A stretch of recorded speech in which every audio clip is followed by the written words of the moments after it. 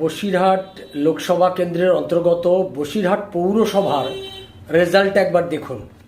এখানে total 23টা word এই পৌরসভা এলাকায়, আর এই 23টা ওয়ার্ডের মধ্যে 3টে ওয়ার্ডে তৃণমূল কংগ্রেস লিড পেয়েছে, 2 নম্বর ওয়ার্ড, 12 নম্বর ওয়ার্ড আর 19 নম্বর ওয়ার্ড।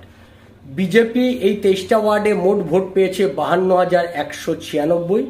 তৃণমূল কংগ্রেস এই 23টা ওয়ার্ডে মোট ভোট পেয়েছে 30,576।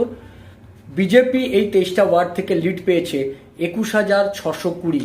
অর্থাৎ শুধুমাত্র বসিরহাট পৌরসভাতেই বিজেপি লিড পেল 21,620, অথচ সেই বসিরহাট লোকসভা কেন্দ্রে হেরে গেল বিজেপি।